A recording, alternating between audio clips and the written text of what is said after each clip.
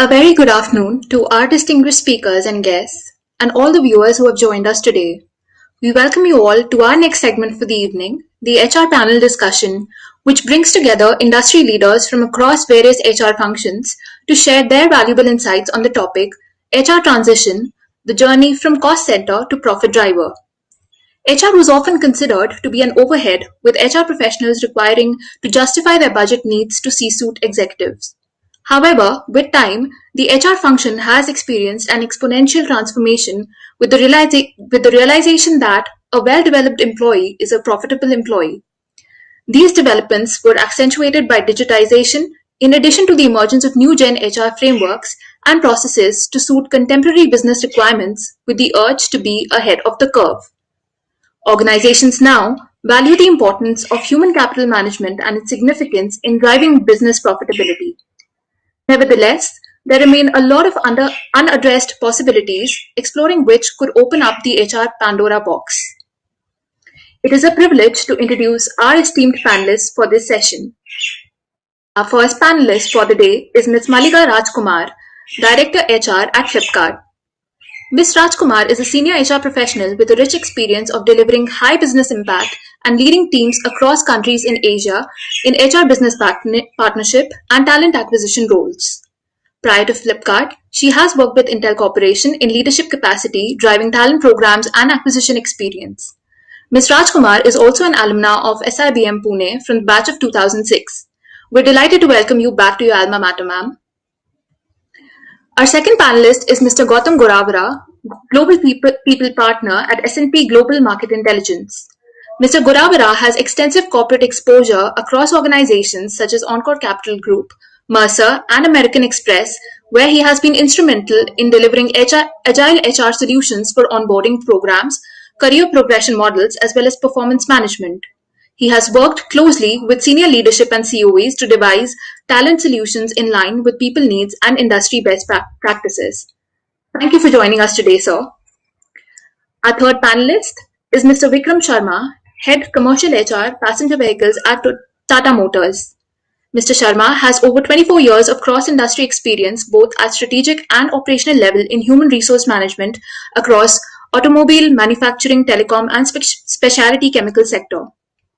Sir has been instrumental in designing organizational transformation programs, business partnering, employee life cycle management, statutory compliances and legal frameworks, as well as alignment of operational HR processes to business strategies. Sir is also an alumnus of SIBM Pune from the batch of 1999. We look forward to gain insights from your corporate journey, sir. Our next panelist is Ms. Sathi Aich Dharap, Senior Director, Human Resources, GEP Worldwide. Ms. Dharap has over 15 years of experience in leading recruitment, learning and development, and internal consulting functions within HR across procurement, finance, and manufacturing sectors. She has been pivotal in managing employee engagement and recognition programs, business partnering, as well as institutionalizing HR process frameworks for leading organizations. We're glad to have you with us today, ma'am. Our next panelist is Mr. Vamsi Dasetti, Head Total Rewards and HR Analytics, Airtel. Mr. Sathi has over a decade's experience with top-tier organizations like Ola, Vodafone, and McKinsey in telecom management consulting and oil and gas sector. He has core expertise in building performance and rewards programs, organization design, capability frameworks, and change management with strong linkage to business outcomes and delivery. Sir is also an alumnus of SIBM Pune from the batch of 2009. We're delighted to welcome you back to your alma mater, sir. And finally, our moderator for this panel discussion is Mr. Rahul Chaudhary, Managing Partner, Element 78, Talent Consulting. Mr. Chaudhary is the co-founder at Element 78, and he focuses on bringing in sustained and tangible transformation to clients' talent and hence its business performance. He has managed key clients in areas of leadership excellence, training development, and sales effectiveness, and has prior experience with reputed firms in management consulting and industrial sales. Thank you for joining us today, sir. I once again welcome all the panelists and now request Mr. Chaudhary to kindly take over the discussion. Thanks a lot, Ishita, for the lovely introduction of all of us and setting the stage for today's panel discussion. So, this discussion is something that I am very excited with, because the first half of my career I spent in the so-called profit center, the erstwhile profit center, which was sales. And in the last decade and a half, I've been in the talent development, organization development space, which in the traditional space was so-called cost center. And getting from these two areas and getting into this discussion is exciting for me. And really, to join me on this discussion and this journey today is an eminent panel of HR leaders. And they're coming from a variety of sectors, variety of experience in terms of the HR profile. And that's going to be exciting for me to have these discussions. The last, they say that people are the wealth of any nation. And I think that's true about organizations too, that people really are the wealth of organizations. And if you look at the last few months of the pandemic, there were these COVID warriors who were talked about, who essentially doctors and medical fraternity and police, who essentially helped us come out of this pandemic with least damage as possible. I want to extend this logic a little further and say that HR folks, the HR leaders, the HR teams are COVID warriors in their own organizations too, because they were the people who have really ensured that organizations bounce back, survive, and now getting into thriving mode also. And I think to start off with, let me salute all of you all here on this panel for the exemplary work that you all have been doing over the last 8-9 months, and kind of set the ball rolling for today's discussion. So before I set the ball rolling, for the audience, a couple of points. We will be taking questions from the audience. What we would like to do is that there's a button called questions on your screen, and if you have any questions at any point, please post it there. We might take it at that point in time if it's relevant to the discussion then, or else we will reserve 10 to 15 minutes towards the end of the session to handle these questions. So we will address them. So that's about it. Also, there is when you look at the question session, there is also a upvoting button. And in case you see that some other audience member has raised a question which is similar to yours, rather than typing it in the window again, it might be better that you upvote it. So it just ensures that we are able to get as many questions as possible. So without much ado now, let me start this discussion by this question. The topic of journey, HR transition, journey from cost center to profit center, okay, is what we're going to be discussing today. And different organizations would be at different parts of this continuum, if I call this as a continuum rather than just two milestones. And I'm sure some of you all would have gone through this journey in different organizations that you have worked with. So let's start with your opening remarks. Each one of you probably take a couple of minutes to kind of address your points as to what are the, where do you see the HR landscape right now on this journey of having moved from a cost center to a profit center. And just for everyone to be on the same page, I'm going to put what cost center and profit center mean in a very simplistic term. Cost center in the traditional way, of course, means that those functions, that part of the organization is essentially focused on ensuring that they meet their costs and budgets, and that's the way they work. A profit center, which could be a unit or a division or a function, is an entity which essentially ensures that it's not only responsible for the costs, but also for the revenues, and hence the profitability of that entity that they handle. Okay, I hope all the panel members are in sync with these definitions. And with that, then let's start with Vamsi, opening remarks from you to say what do you feel, how is the HR landscape right now positioned? Thanks, Rahul. It's been a pleasure to be a part of this panel.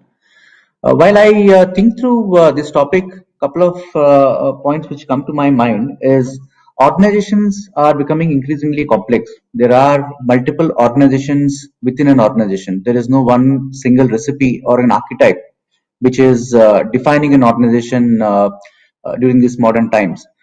So when we reflect upon how value gets created in an organization, it is increasingly becoming complex because if you look at functions which are beyond HR, be it technology, be it finance, sales, marketing, etc., it is not very straightforward ROI where we can clearly correlate this is how value is getting generated in an organization. What is the tangible value, intangibles? What is the platform which a function is, say, creating today, which can become, say, a profit center tomorrow? Or how do I, as a function, drive costs today, which can deliver for the bottom line in today's times? So the lines are really becoming more complex and complicated. I would say that HR as a function is the first function which will have a direct impact on some of these kind of synergies where collaboration, how do we really bring in functions together to bring in synergies, etc., is going to become increasingly complicated as well as a requirement. So with that thought, I would see this topic in two fronts. One is HR being the front runner in terms of really driving up the revenue in terms of our own processes, etc. How do we really look at our own internal processes to see that it can really generate revenue for the company?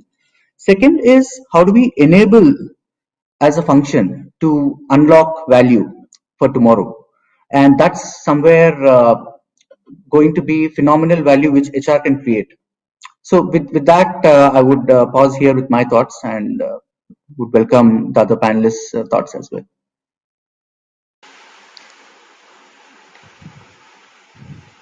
I think you're on mute. Sorry, yeah, got it. Just the fact that you talked about unlocking value, collaboration. Some of these words I'm now holding on and will take it up further. Let's have Malliga to share her points at this stage. Thanks, Rahul. And I must say, it's such a pleasure and a privilege to be here today. I graduated in the batch of 2006. I haven't been back to campus other than it is to recruit a couple of times. And this was my promise in many ways to start giving back. It's actually quite nice to go after Vamsi, right? Because in many ways, I echo some of the lovely thoughts that he spoke of. And you caught on those words, right? Unlocking value and collaboration.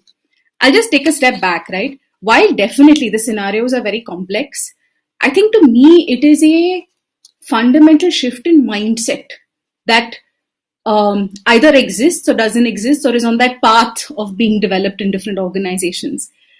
The mindset followed by the tone from the top, as well as the empowerment that is given to HR, right? To be able to, I would say, push the conversation far forward looking and into edges that we've not touched before. If I were to add to that, I think 10 years ago, we were even battling with, hey, does HR have a seat on the table? That's not a question we ask ourselves anymore. We have the seat. It is fundamentally there. No organization would ever say that they don't provide HR the seat on the table. But the question is, now that you have that seat, how are you pushing the agenda forward? How are you solving problems that are traditionally not HR problems to solve? And that requires a highly capable and skilled HR team to do so. Skilled in a manner of a variety of, I would say, technologies and knowledge that we probably didn't learn right before, and now we need to learn or even unlearn, coupled with the mindset that if I don't understand the core value of the business and what are those nuts and bolts that that impact their decisions, then I can't get into a space that actually provides that disproportionate value. So for me, it's some of these things, and I think every organization is on its journey.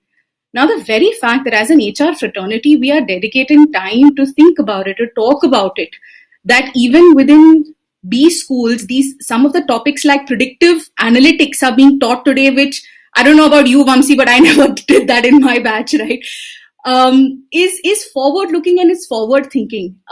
So, for some of us who've been in the industry for a while, there is a degree of unlearning. And I welcome all the students who are embarking on their professional journey to push the needle in this area. for everybody as you get into, whether it's in your summers or in your full-time roles as well. So those are just some of my thoughts, Rahul. I hope that's meaningful. Yeah. Malliga, I liked the point that you talked about the mindset, and I thought we need to explore a little bit more on that, particularly two aspects you said from the top and also the importance given. And I think this is an area we'll explore further, but a little while later. But thanks for bringing up all these points. And so yeah, of course, I just realized that Vamsi is an alum of Symbiosis. Malliga is, and is that Vikram who's the third one? Yeah. So let's have Vikram then on with his opening comments.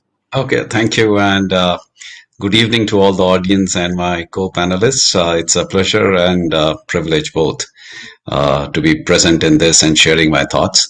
So on the subject of HR being either a cost center or a profit driver, my thoughts particularly on the conceptual framework are as follows: that each and every function of the business has now to prove it being a cost driver or a strategic partner in the business. So when Rahul started by saying that the so-called sales or the operations functions, which can otherwise be called very core to the whole concept of business, whether it's a services industry or manufacturing industry, sales is perceived to be a very core and which is generating revenues, to borrow the terms from Rahul. My view is that even a function which is directly related or is being called a core function also has the onus of proving that it's a profit driver. Reason is that you might be bringing the revenues, but the contribution margins may not be there. Similarly is the case in operations. At what cost are you undertaking the operations of organizations that really the cost price of the final product is so much? So which means whether you have to look at the direct material cost in the case of a manufacturing organization, or the fixed cost or the variable conversion cost, etc. So the point that I want to table over here is a point for the consideration that it is not just the so-called non-core functions or the support functions who have to really prove the fact that they are not just the cost center, etc., and they also have a strategic role to play in the business. Even the core areas itself, they themselves have to see to it that with the least or rather the optimum amount of cost, they are able to really generate business outcomes. So that's the point I would like to rest and take a pause, and would request Rahul to take it forward, and then I will substantiate what I'm saying little later as we go with certain pertinent examples to prove how HR is being a profit driver in most of the businesses, and particularly Tata Motors. Thank you. So Vikram, I love the point you brought out. So the point you made is it's not, you're talking of profit centricity. It's not about revenue centricity. And so often in one's mind, sometimes we get befuddled thinking that, okay, those who generate revenues are profit centers. And I think that's a distinction. Exactly. I mean, I was making the distinction between the two. Yeah. Yeah, I think that is very well brought out. And of course, not all so-called core functions need really be the profit center mindset that they're creating. And I think that's also something we'd like to hear from you a little later. So let's move on to Sathi. Yes, absolutely. Hi, everyone. Good evening, and happy to be here today on a Sunday afternoon, and happy to have all of you here. So I think some of my panelists have already covered some of the points on, how HR, the erstwhile HR, where you thought of employees more as like, costs, to moving on to, and we have transitioned to focusing on resources as investment. So now we talk about resources as investment. And very honestly, I think, business don't add value. It's people who do. And HR has become the enabler, which helps in adding this value. So we assist in having, employees add value. And how do we do it? We do it by engaging, and upskilling talent so that they can find unique business solutions. Like we have said, what is the differentiator today for businesses? Only when you have a unique proposition, only when you have a unique talent which differentiates you, you are able to have an edge, competitive edge over the others. So that is how I think HR has been helping in creating that differentiation and in having a competitive edge. And there are enough and more examples as we go through the evening today, and we will hear about it, where HR has been able to help collaborate, HR has been able to help create that value. So I think that is for me, and especially in this pandemic, you talked about being in the front line. I think the pandemic was an absolute scenario where HR was in the front line. So HR was able to make a huge difference. Nobody had seen something like this before. Businesses did not know what needs to be done, and absolutely HR came up with solutions. We did things that was different. We immediately stood up to action. We were like the for like them in the medical space, you had the doctors and frontline health workers, you had HR in the corporate being that kind of a frontline frontline business function. So for me, I think that's how I see HR. Uh, Wonderful. People add value, right? And I think that's the Absolutely. opening statement kind of is ringing the bell in my mind. And I'm going to also delve a little bit more after we hear Gautam on the aspect of how the pandemic has it really created any shift in the way we are looking at this topic of profit centricity versus cost centricity. But after we hear Gautam, I know going last is always like everyone said something, but I'm sure you have something up your sleeve to talk about. Sure. Thanks, Rahul, and glad to be here. Good evening to everyone. So, I personally think, I'm pretty sure, my fellow panelists will agree, we've come a long way from being called a support function to being called partners today, right? I still remember 15 years back, HR would always be bracketed as a support function, right? And, it's not happened overnight. It's been a long journey of transformation. And if I look at this statement, the journey from cost center to a profit center, this statement to me, sort of underpins the whole concept of HR transformation.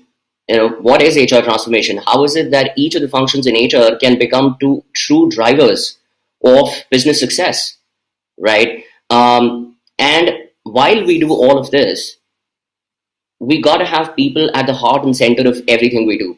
We got to have a people first mindset. I personally think, and the times that we're in, the pandemic, Malliga sort of, she made that point. How do we push the agenda forward? How do we push the envelope? We are now at a time when the table stakes are not going to make a difference. We are supposed to have frameworks, yes, but how is it that those frameworks are going to help our leaders drive the people agenda forward, right?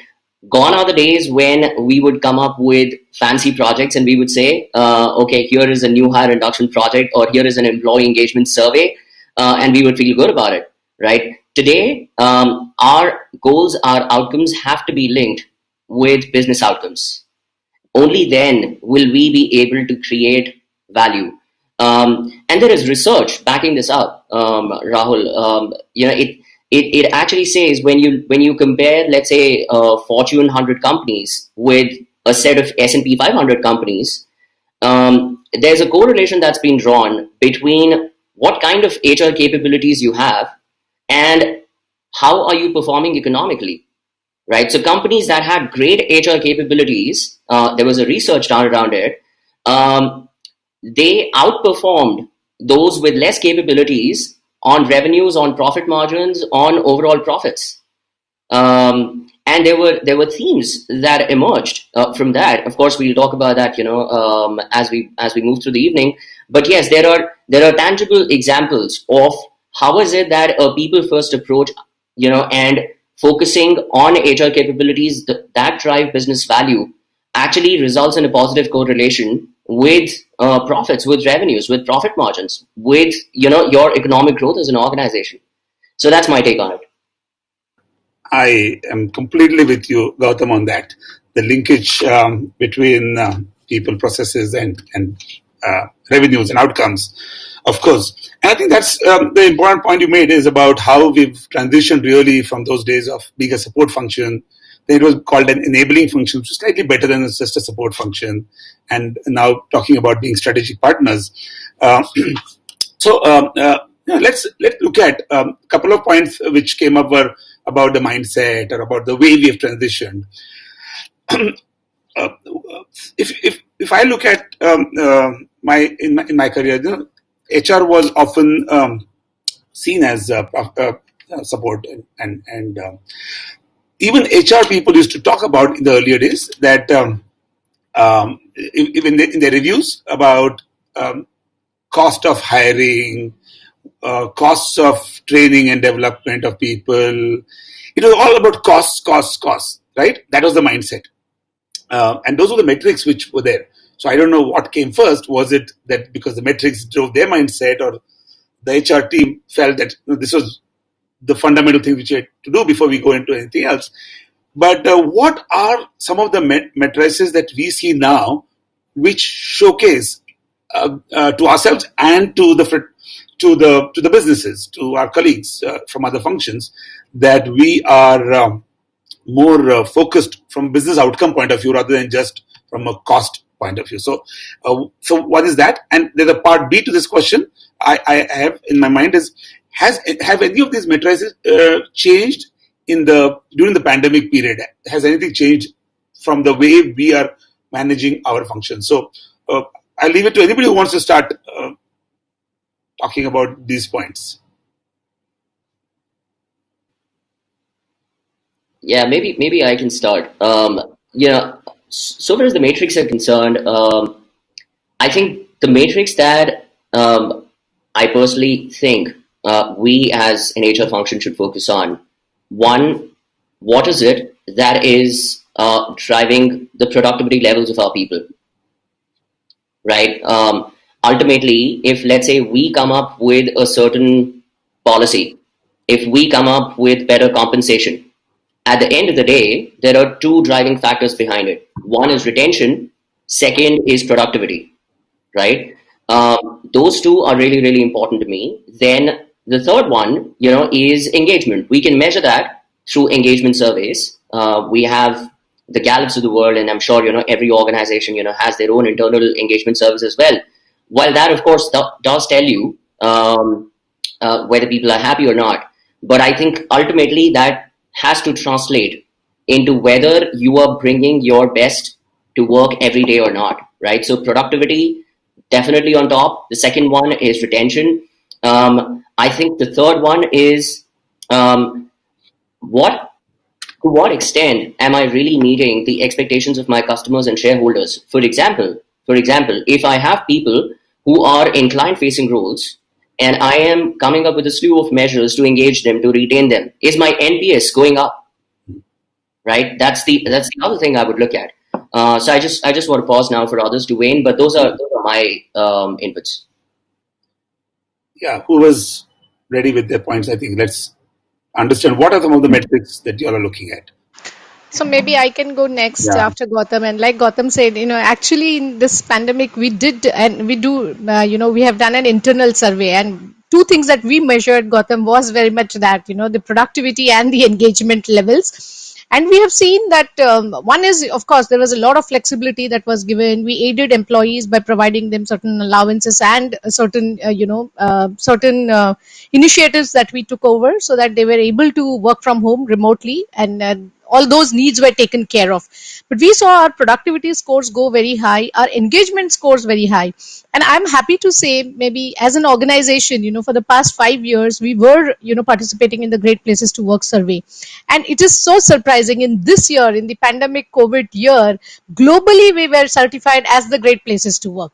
The scores were so high. We have seen the engagement scores, the productivity scores of employees go high, because the way HR, actually, like I said, we did a lot of initiatives in the organization, the way we connected with employees, the way the flexibility was given, the way certain initiatives were done.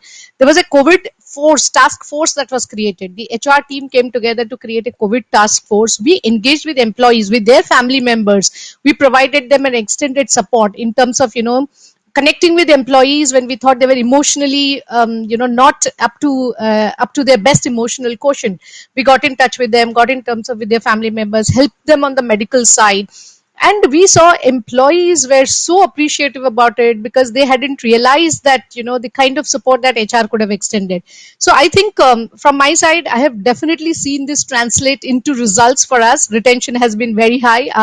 It's at an all-time low, and employee engagement has been at an all-time high, which has been proved by an external partner.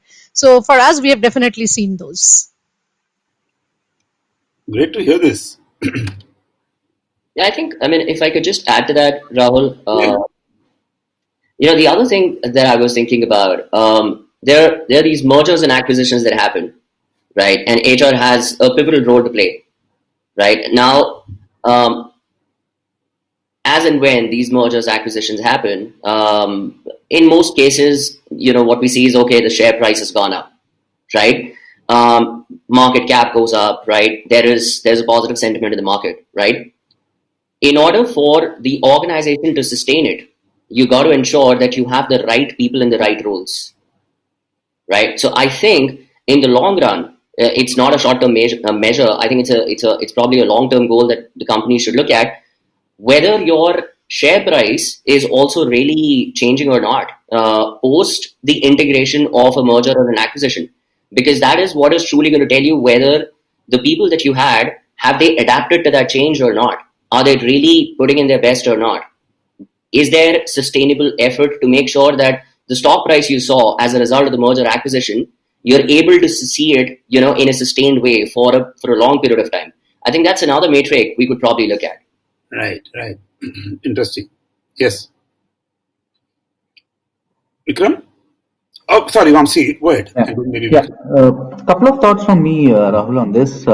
See, one is from a metric standpoint, what comes to my mind is, measuring what really matters is going to be very crucial. I think there is a clear paradigm shift which is really happening in terms of measuring the lag indicators to how companies are really moving to the lead indicators. So the measurement is actually more continuous in nature.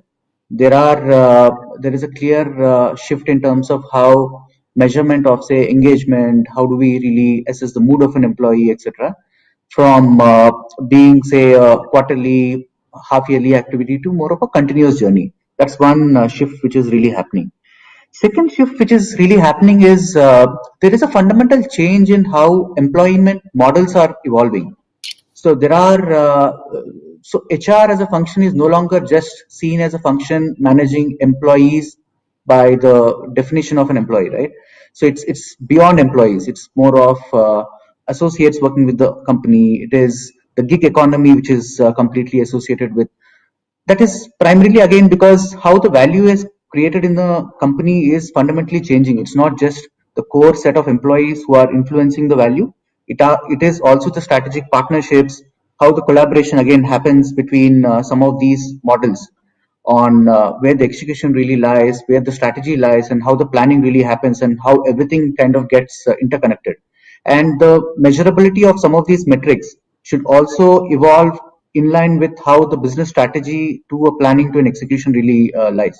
So that's a couple of thoughts from my end. Yeah. Absolutely.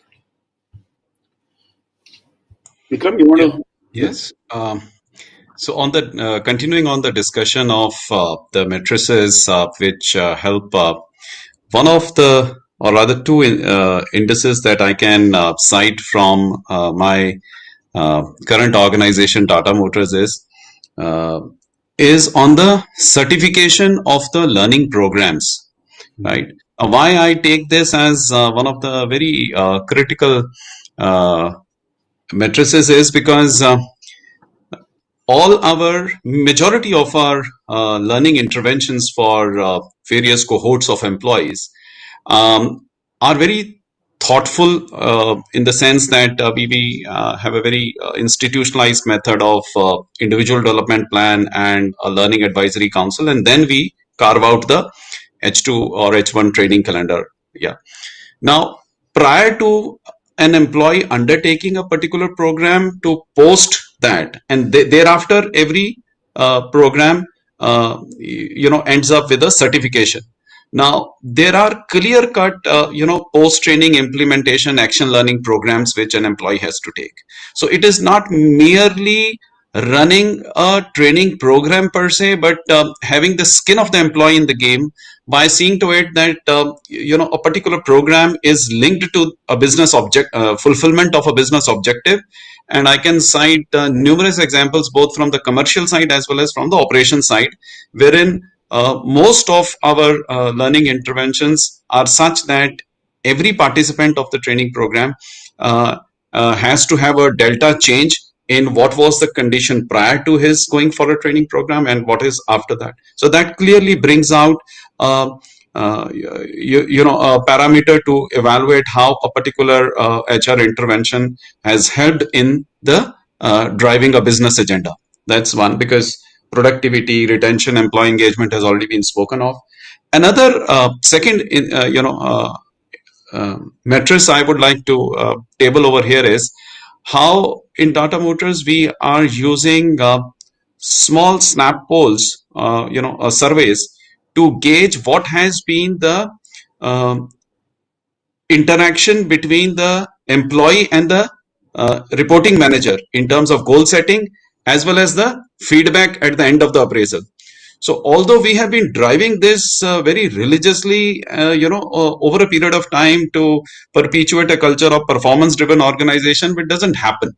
So we run a poll and then we also present this at the ExCom level, executive committee level, and just say that, by slicing and dicing and, producing the analytics, which particular function, which particular leader is giving more importance to the fact that, there is an alignment between the manager and the employee in terms of goal setting as well as the final appraisal feedback.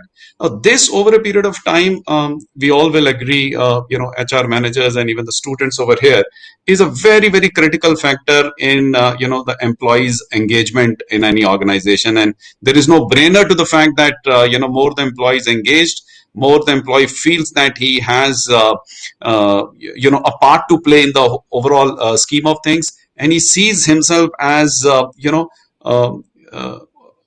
point in the whole value chain, in achieving the business targets. So these are the other two matrices that I would like to mention. Another thing is sometimes, Vamsi mentioned about the lag and lead indicators. So in the lead indicators, it sometimes does happen that there is a business requirement and HR has to immediately respond to that.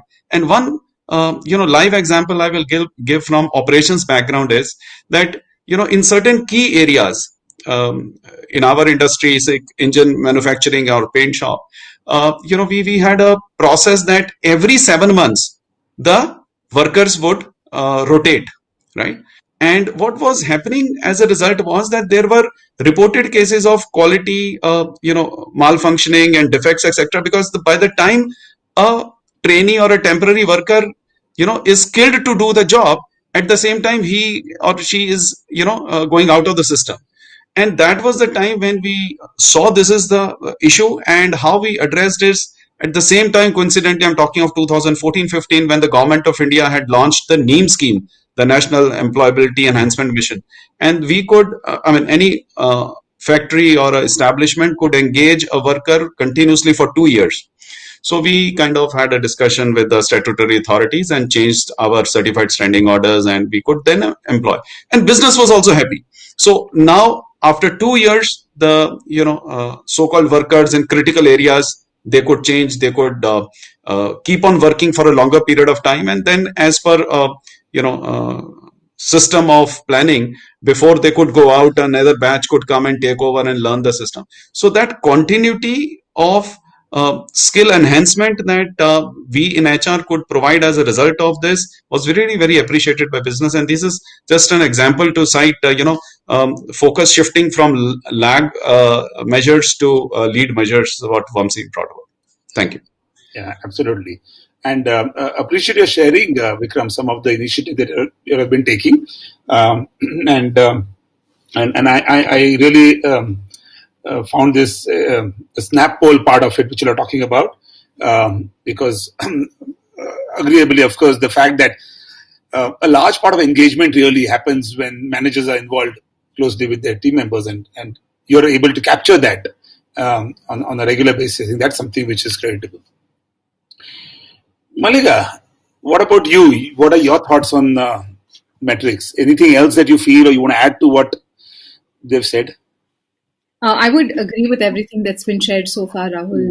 I think there is a definite shift towards leading indicators, and that's a conversation that is taking place across organizations. The second shift is the investment in technology to ensure that you're listening continuously to the mood of employees and you're not depending on a point in time engagement survey, for example, which allows you to also be very agile in your ability to act and solve the problem.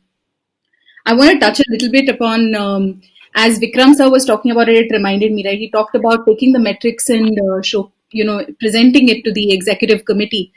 That is so critical, because if you go back to the topic of being a cost center to a profit driver, right? The fundamental piece in all of this is who owns the people agenda.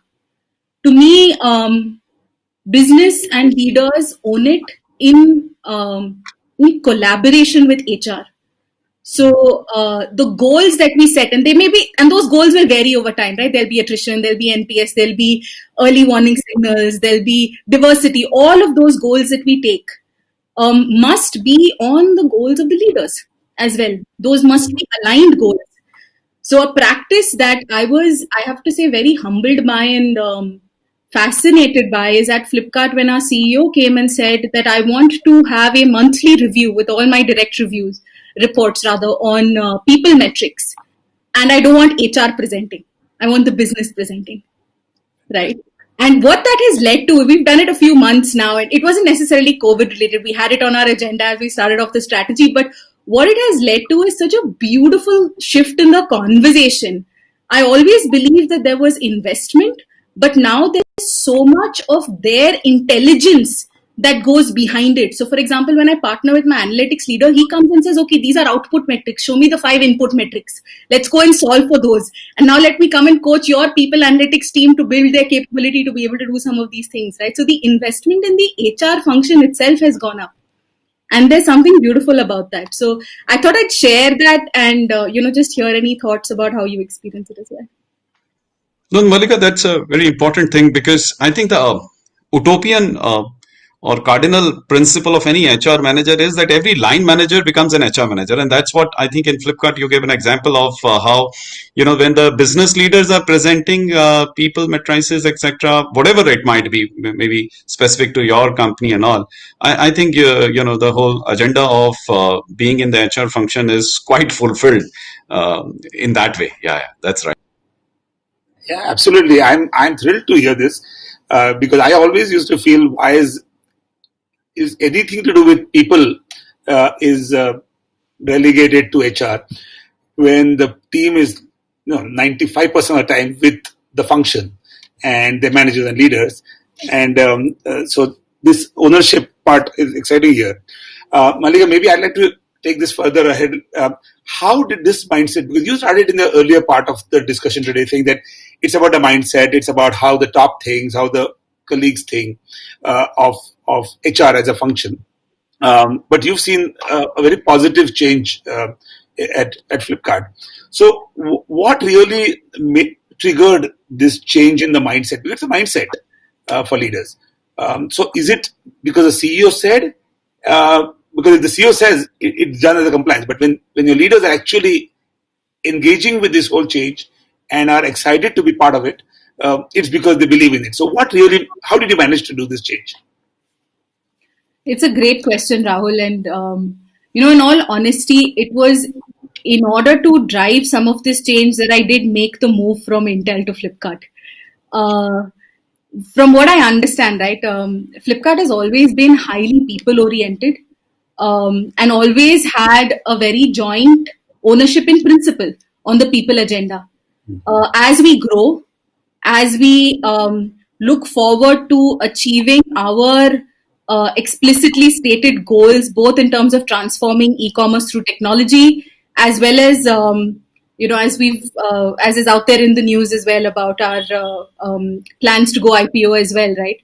The people are really those who make or break any of this. And therefore, from a people agenda perspective, there have been three pillars that we have anchored all our people practices around. One of those pillars is entrepreneurship, which is ensuring that our culture of entrepreneurship stays strong and accelerates as we go through this.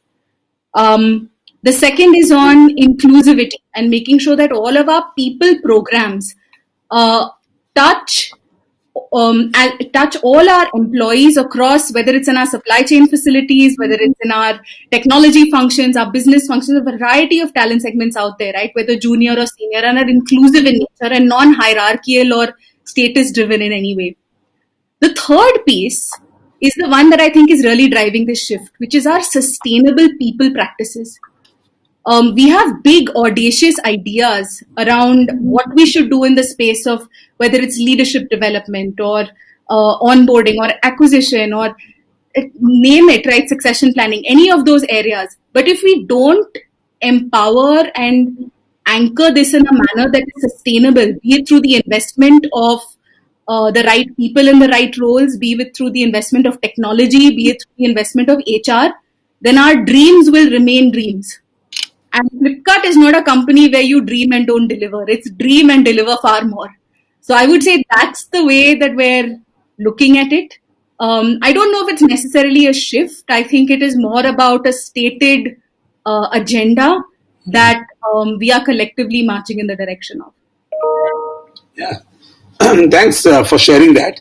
And I'd like to hear other panel members also. This mindset, it's a mindset shift. How do you get the organization, the leaders, the function heads to own people goals? How that shift going to happen? And if you have any experiences you can share, but if you feel that there are thoughts about how do you think this can happen, we'd like to hear that too. Could you repeat the question, Rahul? Sorry, I didn't follow the last part of it. So how? So we talked about the shift in the mindset is important for people goals, not just to be owned by HR, but to be co-owned or sometimes led by the function heads, the leaders, because the teams report into them. How can that happen when they're equal? There's equal ownership of some of these goals or metrics. How can you get this mindset to change in leaders? So I can answer that. Yeah. So a couple of thoughts here. One is for the shift to really happen, what we do within HR has to be productized. I think we should think like product managers, not just managing operational strategic part of HR. Whatever we deliver, can we really productize and commoditize some of these products so that once a product is created, which can be world class and focuses on the right experiences to the employees, etc., can we shift the product ownership to the line leadership or the business leaders, etc., right? So that's one way we can do the shift. Second shift that can really happen is, again, going back to the previous question in terms of how do we really measure the metrics, etc., right?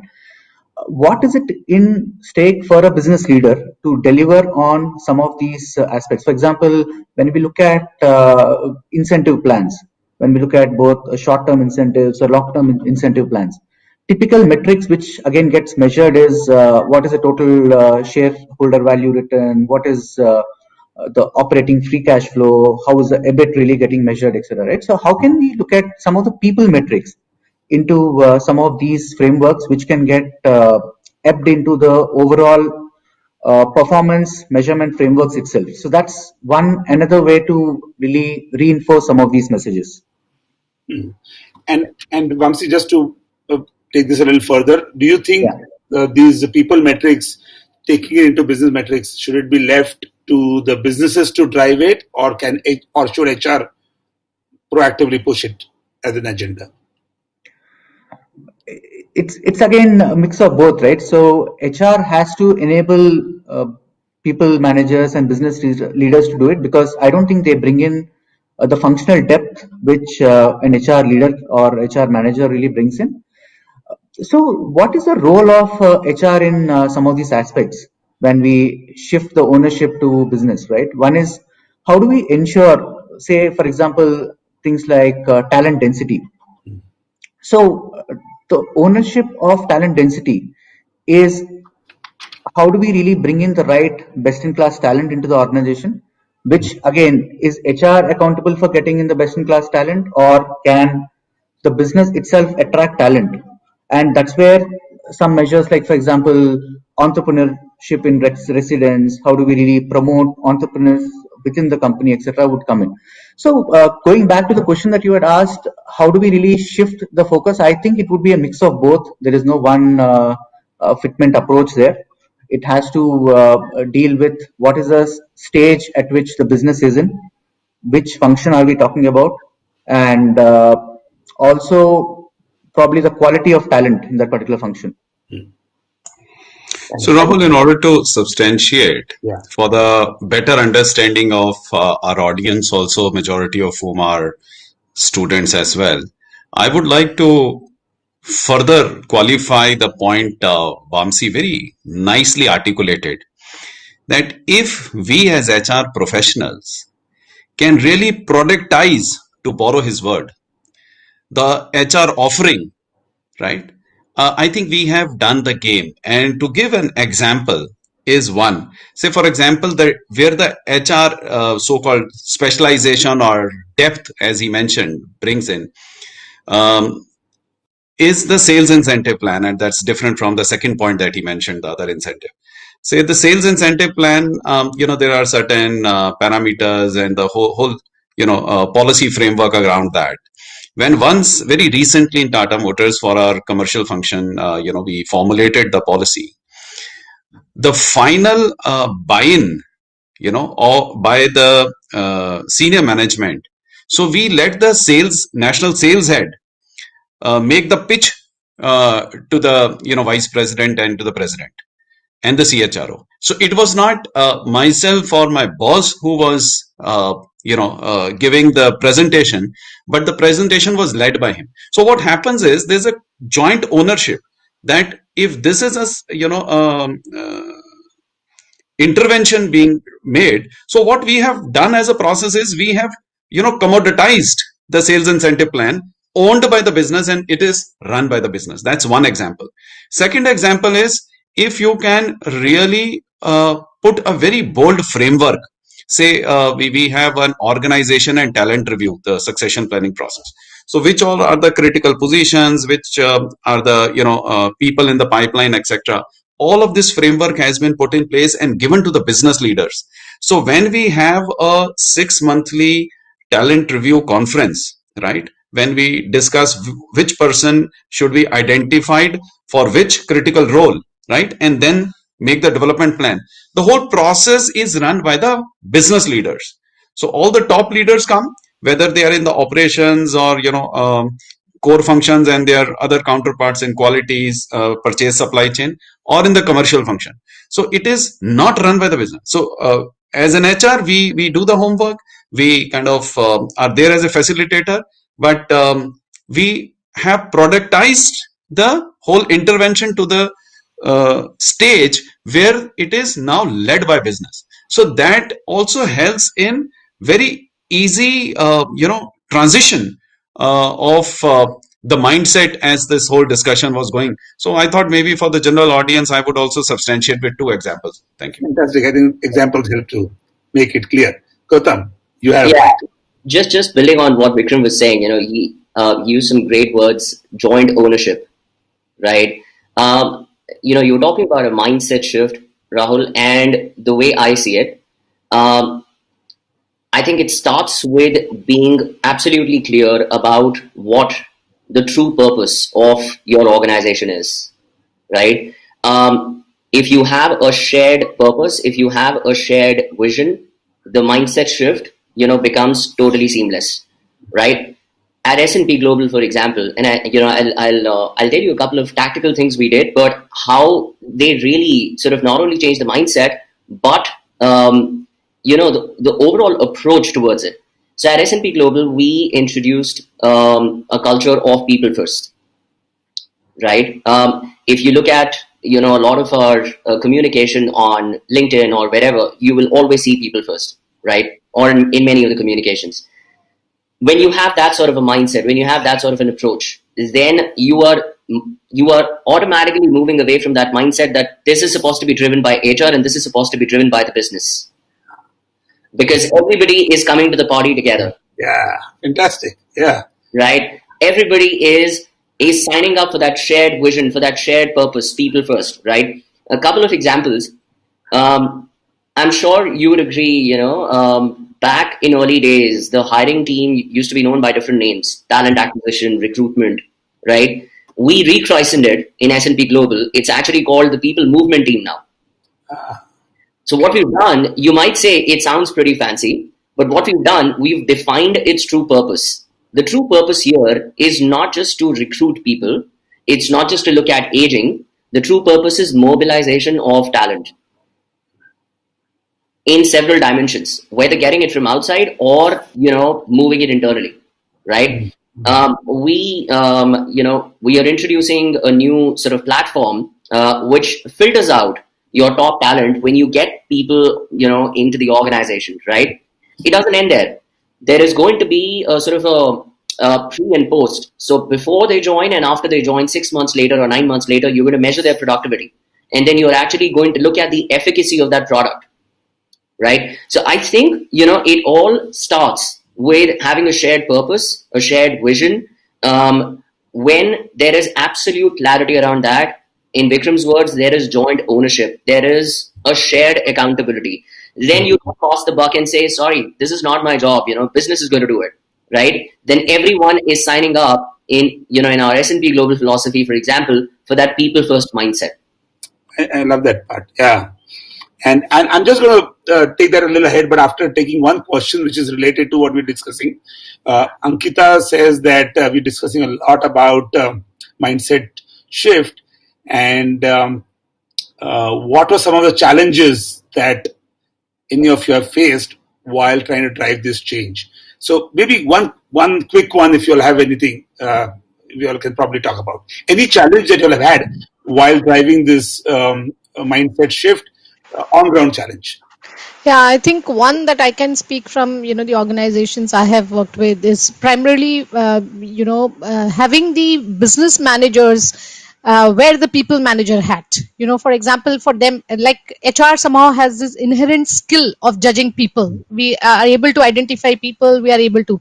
So, sensitizing the business managers or the function owners to be able to a good judge of people. They are very business focused. Sometimes having that judge and, sensitizing them or getting them to feel that why is people important? How is it that you can develop that skill or inherent skill of maybe judging people? I think that is a challenge that I have seen in my organization, so making them feel and sensitizing them to that. That's the whole mindset change challenge. Once they are, once they buy into that, then it is fairly easy. Then it's a shared vision and everybody does it. But initially, that needle movement is very difficult. Absolutely, Shanti. I think, if I could just build on what Shanti was saying, one of the challenges that I have faced at times, if you have a very siloed approach when it comes to, driving HR initiatives, right? I'll pick an example. In the current pandemic, right? Let's say an organization thinks, okay, additional flexibility will be great. Let's add X number of leaves, right? Before making that decision, are we really involving stakeholders from the business in that decision, right? Are we understanding the business drivers? Are we understanding the nuances that could emerge as a result of adding this leave, because giving more time off could eventually have an impact on productivity, right? What if the business comes back and says, if we don't, of course, involve them early on, that okay, you introduced a benefit, but it's actually having a downside impact on us, right? So I think one of the challenges that I have come across is, again, when you focus on HR outcomes and not on business outcomes, right? At the end of the day, going back to the same example, this flexibility is for the people. It is ultimately supposed to help people, let's say, strike a good work-life balance, be more organized, right? Be have that sense of belonging, right? Be more productive in the end, right? So I personally think one way to sort of address that challenge is, again, going back to the same point. As and when we decide to introduce anything, right, it's extremely important to understand what we are trying to do, why we are trying to do it, how is it going to benefit, right? And then I think at times, I also believe not all initiatives need to be implemented for the entire organization. We have this concept of coming up with experiment groups and control groups. Maybe at times, if you could kick off a pilot, you could see the results of it, right, for the first 6 months, and then after that you just decide to replicate it across the entire organization. That's another way out, right? So I think it's got to be like a very structured approach. We can't just wake up one fine morning, say, yeah, this initiative looks great, let's do it, without roping in the rest of the stakeholders. That's one challenge I've come across at times. Yeah, Gautam, thanks a lot for elaborating on that. And, in fact, one of the things, one of the other questions which also was brought in, and I'm not going to get it open to the group to address, because I think you'll have addressed it, is about how do you create a buy-in for various initiatives from the leadership team. And I think you all gave a lot of insights when you were talking about, I think the key message which I got was, instead of creating a buy-in, because when you're talking about buy-in, the word itself means you're trying to sell something. So it's almost two sides of a table. But if you co-create, do it together, I think the people first approach, if it's there, I think that helps. There are a lot of questions around, I think, L&D and training and all that probably are not really relevant to the topic. So we'll see if we get time, we'll try to address some of them. One question which I thought was relevant was about when we talked about this people first. Now, what went into my mind, there's always been this age-old debate, employee first or customer first. And maybe because I come from a sales background, this debate continues in my mind. But this people first kind of puts an kind of a chadar around it, saying that, okay, all are same. But if, from an HR point of view, my question was, if the employees are our customers for HR, really, is there a debate about customer first versus employee first? But having said that, if we look at people as our customers, would that make a shift in the way we at HR would look at the function?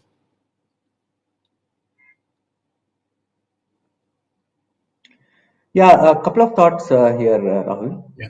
So that's a very interesting way to put the debate, right? One is, I think we as HR function, or overall as an organization, we should understand who is our customer, and which is here the employees.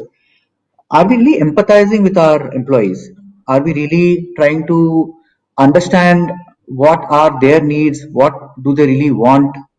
And and a lot of times it's mostly innate needs as well, right? They don't really open up and say that this is what exactly I want. And that's where we as HR professionals have to really uncover and go beyond the iceberg in terms of really understanding what our people really want.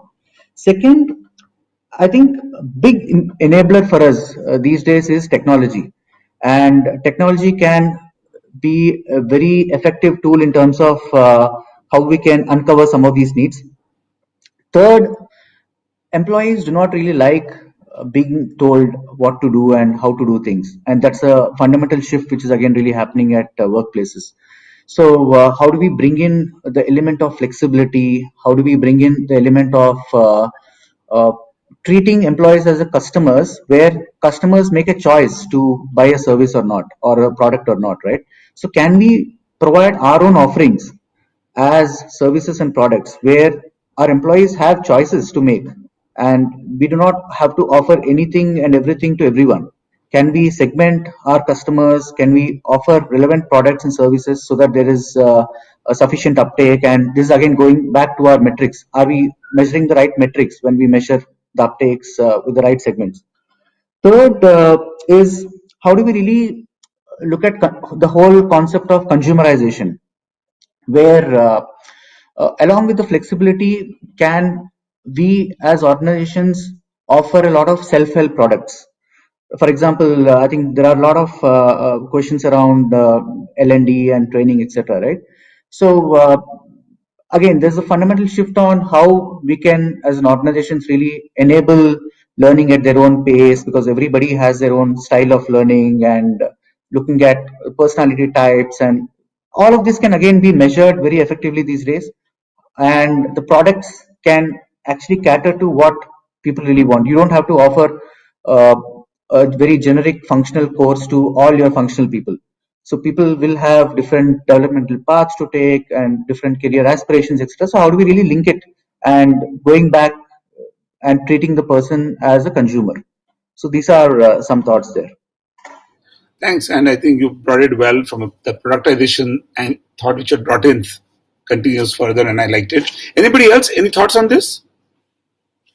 Rahul, if I may, I actually had a slightly different thought, right? And Sure. in person, you were welcome to beat me up later, but I actually think that if we're talking about the conversation shifting from being a cost driver, from a cost center to a profit driver, we have to have the customer as the customer.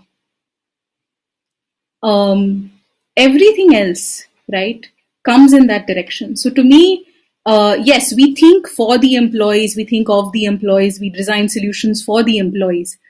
But if we are going to shift that, how should I say, if we're going to shift the stature of HR, right? If we're going to shift the power on that seat on the table, it is going to be through understanding customer and business drivers, designing solutions that solve there, and then I would say backward designing for all the employee solutions that will give us disproportionate value for the customer without compromising on our fundamental values, integrity, or any of that we would hold true for our employees. But that's the way I actually think about it. Very open. Absolutely, I'm glad to hear that point of view, and this debate in my mind continues: employee first, customer first. So depending I on don't know if it's first or second. I think of the question as who is our customer in HR, right? An existential question that every batch in MBA is asked: who's our customer? correct. Yeah. Absolutely. We have a few minutes more, and I just thought maybe a couple of questions we might take. There are a lot of questions around use of technology, and I think we've touched upon some of those aspects, that how technology is helping from a collaboration point of view, from a productization point of view. There are questions on agility, and I think was it Sathi or somebody had touched upon that aspect, so we're not taking those. One question has been that the shift from ROI to ROX, which is return on employee experience, learning experience, and customer experience. How can ROX help HR? How can we measure ROX as HR migrates from a cost center to a profit center? Any thoughts around this? We're not going to go So, deep, but just touch upon it. sure. Maybe one is, the retention rates. So when you look at the retention in the firm, that will be an easy this to understand that, by treating employees as customers, retention could be one. The second one that you can look at is maybe internally succession planning. How have you grown leaders from within the organization instead of laterally hiring? That shows that employees love the experience and they've continued to grow within the organization. These two comes to my mind as, some matrices that we can see when we are looking at employee first. Yeah. Yeah, I mean, my personal view, I often sort of when I'm asked this question, I often think of, a fine dining experience, right? When we go to a hotel or a restaurant, right? What is it that really strikes us about it? It could be the food, it could be the service, it could be the ambience, it could be everything, right? I think that is what holds true even when it comes to our people, right? It is not, you can't just pick one aspect and say this is what is going to drive employee experience. It is there at a design stage, it is there at a delivery stage, it's there at execution, it's there through the entire life cycle. I'll give an example of onboarding, something that we recently came up with. Now, in the past, the erstwhile onboarding frameworks, people would come on their first day, they would be made to go through 2 days of new hire induction and walk through 30 slides of decks, and I don't know what not. um, now what we did was we actually reached out to our people. We asked them, what kind of an onboarding framework would you like to see? We crowdsourced ideas from them. So it was not a top down, it was a bottoms up approach, right? When we got ideas from people, that's how we started designing our onboarding framework. It was not focused on, okay, whether the employee is going to give us the required result 6 months later. No, it was basically focused around whether we are providing the right experience to our people at the right junctures so that they're engaged enough to give us the right kind of output. Now, it was there at a pre-boarding stage, which is from the time you roll out the offer till the time they join. It was there for the first day. Okay, we don't want an employee to feel, who is really standing by my side, who is giving me an office tour, or who is really answering all my questions, right? So there's got to be one person. We are enabling our leaders also to do that. There's got to be one person, a leader or a buddy, who can actually walk you through the first 10, 15 days as you join the organization. Then even the first 3 months, there are these milestones that we have to ensure that we are gauging the employee experience at regular intervals. These days, we were talking about technology. There is even a bot that actually captures your sentiment when you come out of a board meeting or your meeting, after, let's say, after you've met your manager. I think, yeah, that was the one, right? They actually gauge the pulse. Okay, did that meeting go well? Was there something that could have been done better? And they do it at several intervals, maybe after, let's say, after having spent 1 year in the organization, or maybe, after you have just got your performance review. So I think it's again, it goes back to the same philosophy of people first. ROI is ultimately going to be a byproduct of ROX, right? Focus on the experience. ROI is just a matter of time. Yeah. Good way of putting it. Vikram, one question probably I'm going to direct it to you. There was this question that when we're talking about focusing on looking at HR as profit center, and of course we are investing in people as organizations in this gig economy.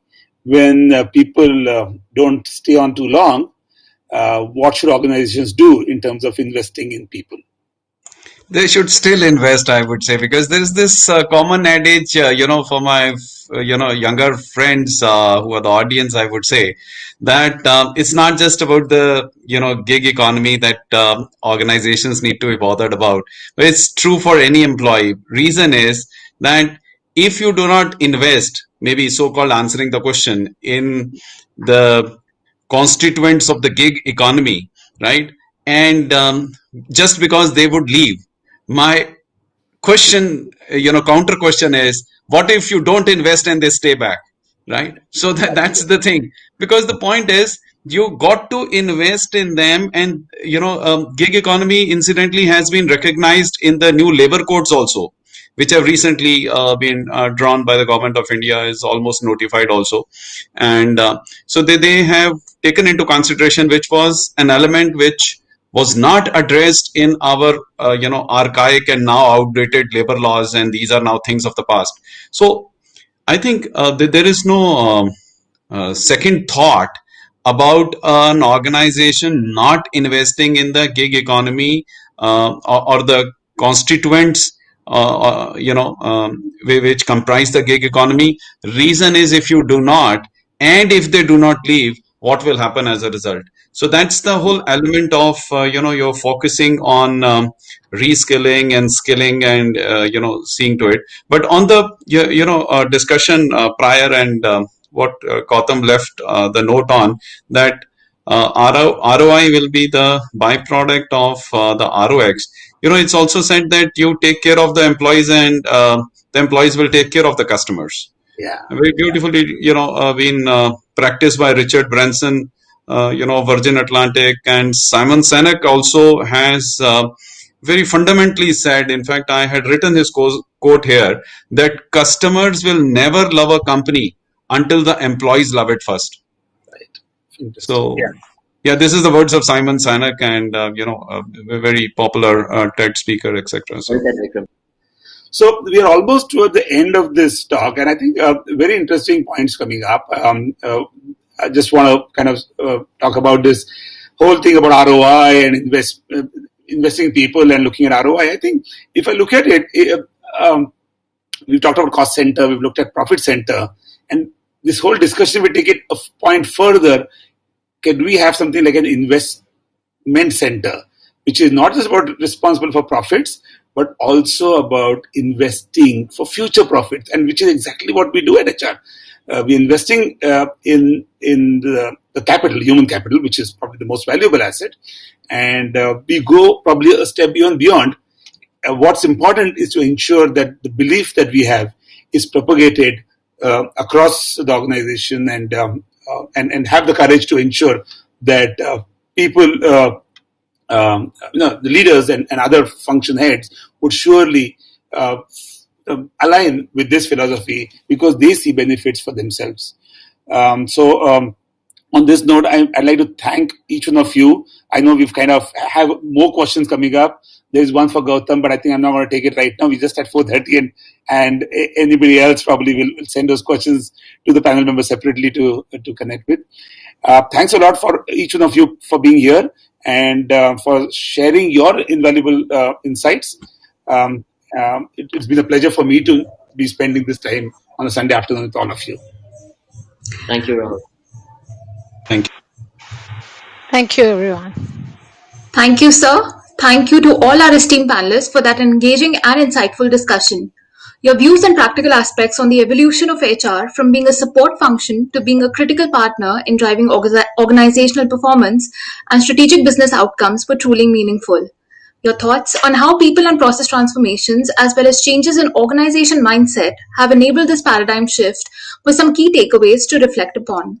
Understandably, unlocking value through employee upskilling and productivity improvement is important for firms to create a differentiation. I'm sure that the audience gained immense value through the diverse perspectives shared on the topic. Once again, I'd like to thank all of you for taking out your valuable time to be a part of the HR Conclave. Thank you. Thank you so much. Thank you for having me here. You all the very best. All right. Thank you, Ishita, and the entire team Thank you, ma'am. for assisting through the process. Thank you very much. Thank you. Thank you, everyone. Bye-bye.